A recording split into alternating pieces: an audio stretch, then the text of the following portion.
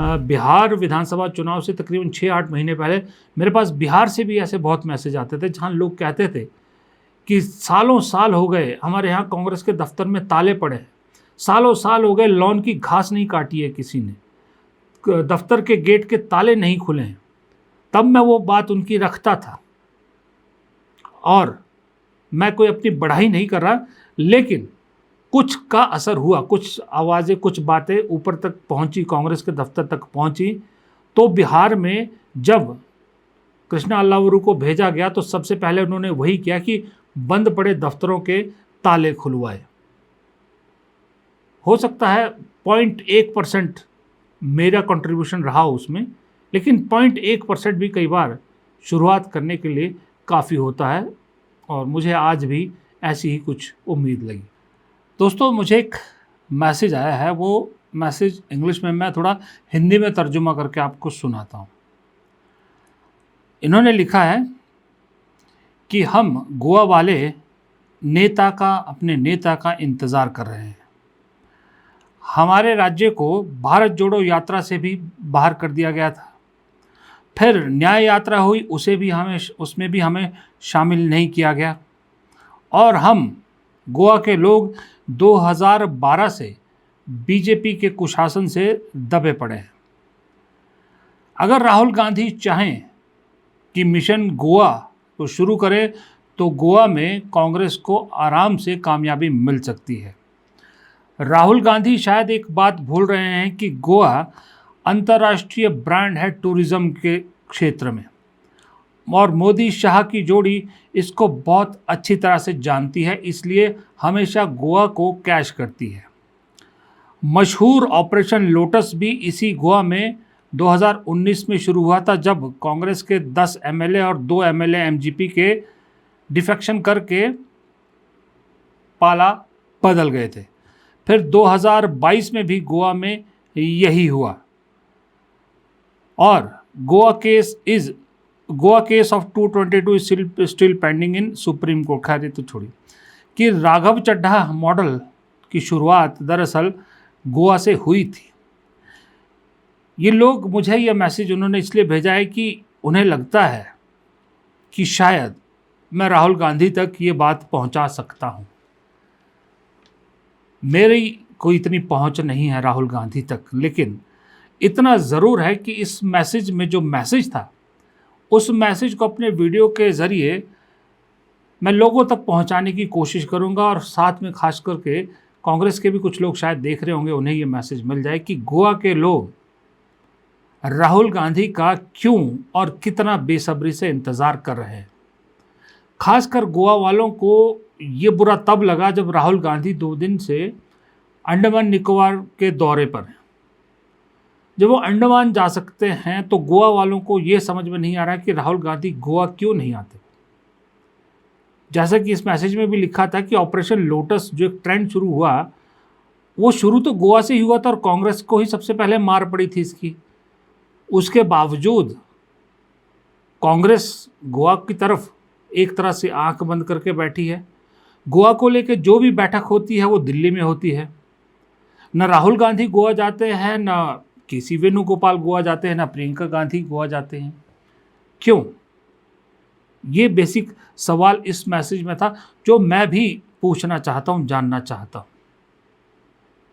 दरअसल देखिए, पहली कांग्रेस जो थी, मतलब 6 महीने पहले वाली कांग्रेस, उसमें मुझे समझ में आ रहा था कि राहुल गांधी ने बहुत सी स्टेट को छोड़ दिया था।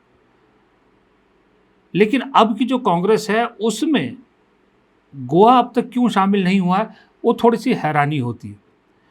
क्योंकि राहुल गांधी ने एक नया दौर शुरू किया है। अब राहुल गांधी ने अपनी नई राजनीति कैसे शुरू की, ये शाम के वीडियो में डिटेल में आपको बताऊंगा। लेकिन इतना ज़रूर बता सकता हूं कि अगर राहुल गांधी अंडमान गए हैं तो ज़रूर इसके पीछे कोई बड़ी वजह, उनकी कोई बड़ी सोच है।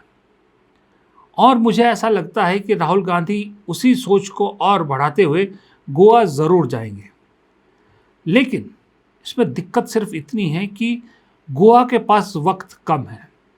मैं इसलिए बोल रहा हूँ गोवा के पास वक्त कम है क्योंकि चंद महीनों बाद गोवा में चुनाव है, विधानसभा चुनाव है। अभी नहीं तो फिर कभी नहीं वाला फॉर्मूला कांग्रेस के लिए इस वक्त गोवा के लिए लागू हो चुका है। गोवा, जैसा कि मैसेज में उन्होंने सही लिखा था कि एक ब्रांड है, वाकई में पूरी दुनिया में गोवा एक पहचान है भारत की।